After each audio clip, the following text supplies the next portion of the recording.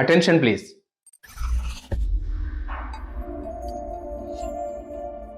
అందమైన రేపర్ విప్పి పరిమళభరితమైన సబ్బును ఒంటికి ముఖానికి రుద్దుకుని గోరువెచ్చని నీళ్లతో స్నానం చేస్తే ఆ సుఖానుభూతి మనల్ని కొన్ని గంటల పాటు అంటిపెట్టుకునే ఉంటుంది. రోజు ఇంట్లో అలవాటుగా వాడే ఒంటి సబ్బు గురించి మీకెంతవరకు తెలుసు? మీ శరీర తత్వానికి సరిపడా ఎటువంటి సబ్బును ఏమేమి అంశాల ప్రాతిపదికన ఎంచుకోవాలో మీకు తెలుసా?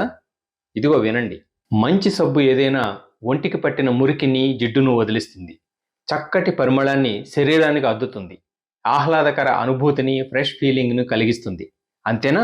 ఇంకా ఎంతో చరిత్ర ఉంది.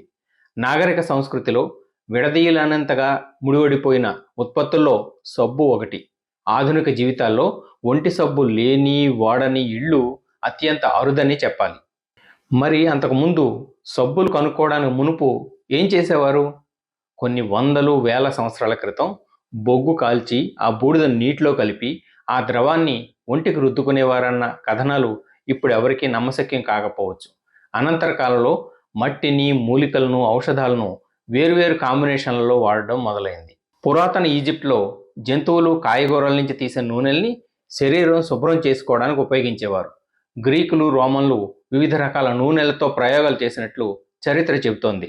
ఒకప్పటి భారతావనిలో ఒంటి శుభ్రతకు మూలికలు, నూనెలు, ఇతరత్ర ప్రకృతి సిద్ధ ఉత్పాదనలతో పాటు రకరకాలుగా సున్నిపిండి వాడేవారు.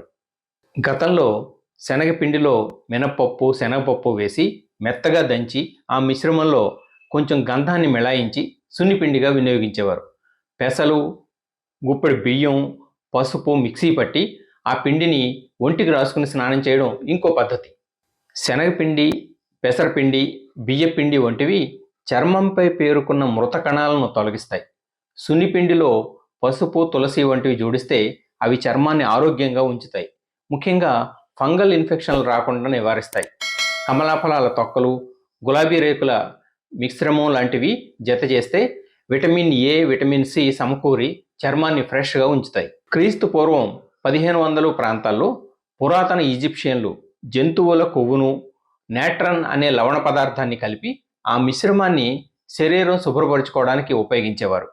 పురాతన గ్రీకులు, రోమన్లు ఆలివ్ ఆయిల్ను సోడియం హైడ్రాక్సైడ్ అదే కాస్టిక్ సోడాతో కలిపి రూపొందించిన దాన్ని వాడితే ఒంటిపై దద్దుర్లు వచ్చేవని చెప్తారు. రోమ్లో కొవ్వును, మొక్కల బొగ్గుల్ని కలగలిపి సోపో అనేదాన్ని చేసి ఉపయోగించేవారట. నేటి కాలం సబ్బులకు అది మూలం. అనంతర కాలంలో ఐరోపాలో, ముఖ్యంగా ఇటలీ, ఫ్రాన్స్లో సబ్బుల తయారీ సంఘాలు గిల్డ్స్ పేరిట ఆవిర్భవించాయి. అప్పట్లోనే పంది కొవ్వు, ఆలివ్ నూనె కలిపి సబ్బుల్లాగా ఉత్పత్తి చేయడం జోరందుకుంది. కొంతమంది శరీరం పొడిబారి ఉంటుంది, ఇంకొందరిది జిడ్డు చర్మం, మరికొందరికి అన్ని రకాల సబ్బులు సరిపడవు. కొన్ని కెమికల్స్, గాఢమైన వాసనలు కలిగినవి వాడితే వారికి నరకమే. పొడి చర్మం కలిగిన వారికి కొబ్బరి నూనె, గ్లిజరిన్ లాంటి మాయిశ్చరైజింగ్ దినుసులతో తయారైన సబ్బులు బెస్ట్. జిడ్డు చర్మం ఉన్నవారు మొటిమల్ని ప్రేరేపించని ముల్తానీ మట్టి వంటి ఉపయోగించి చేసిన సబ్బుల్ని ఎంచుకోవాలి. మొటిమలు, ఫంగల్ ఇన్ఫెక్షన్లతో బాధపడుతున్న వారి కోసం మెడికేటెడ్ సబ్బులు అందుబాటులో ఉన్నాయి. పిల్లల కోసం వారి శరీర స్వభావాన్ని బట్టి వైద్యుల సలహాపై బేబీ సోప్స్ తీసుకోవడం ఉత్తమం.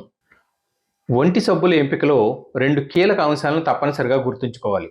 మొదటిది టీఎఫ్ఎం అంటే టోటల్ ఫ్యాటీ మ్యాటర్. టీఎఫ్ఎం 60% కన్నా తక్కువగా ఉంటే అది ఒంటి సబ్బుగా పనికిరాదు, సామాన్లు ఏమైనా తోముకోవడానికే. టీఎఫ్ఎం తక్కువగా ఉన్న సబ్బుతో స్నానం చేస్తే ఒళ్ళు పొడిబారిపోయి రఫ్గా అయిపోతుంది. టీఎఫ్ఎం 70% పై ఉడితే మంచిది, 80% పైగా ఉంటే అది అత్యుత్తమం. ఇక రెండో కీలక అంశం పీహెచ్ అంటే పొటెన్షియల్ ఆఫ్ హైడ్రోజన్. పీహెచ్ 0 నుంచి 7 వరకు ఎసిడిక్ లెవెల్ని, 7 నుంచి 14 పాయింట్ల వరకు ఆల్కలిక్ లెవెల్ని సూచిస్తుంది. సాధారణంగా మానవ సహజ పీహెచ్ 4.5 నుంచి 5.5 మధ్య ఉంటుంది. అందుకు దగ్గరగా పీహెచ్ కలిగిన సబ్బునే ఎంచుకోవాలి. శరీర సహజ పీహెచ్ కన్నా సబ్బు పీహెచ్ అధికమైతే ఆ సబ్బుతో స్నానం చేసామనుకోండి, చికాగ్గా ఉంటుంది, ఒళ్ళు పొడిగారి దద్దుర్లు తేలుతాయి, అంటే అది ఒంటికి సరిపడదన్నమాట. ఇవన్నీ అందరూ గమనిస్తున్నారో లేదో కానీ దేశంలో 10 అత్యుత్తమ సోప్ బ్రాండ్లుగా Hamam, Lifebuoy, Medimix, Cinthol, Mysore Sandal, Santoor, Dettol, Pears, Lux, Dove వెలుగొందుతున్నాయి. అత్యధికంగా విక్రయాలు కలిగిన 5 రకాల సబ్బులు ఏమిటంటే Lifebuoy, Dettol, Cinthol, Dove, Lux. పలువురు నిపుణులు సిఫార్సు చేస్తున్న 5 రకాలు Venusia, Dove, Cetaphil, Pears, Bioderma. కొన్ని బాడీ వాష్లు బ్యాక్టీరియాను తొలగించడంలో సబ్బుల కన్నా మెరుగ్గా ఉన్నాయంటున్నారు. మీ ఇంట్లో ఏమేమి రకాల సబ్బులు ఉపయోగిస్తున్నారో ఎప్పుడైనా గమనించారా? మెసేజ్ చేయండి. మరో అంశంతో మళ్ళీ మీ ముందుకు వస్తాను. దిస్ ఈజ్ బాలు ఎకల్ దేవరా సైనింగ్ ఆఫ్. నమస్తే.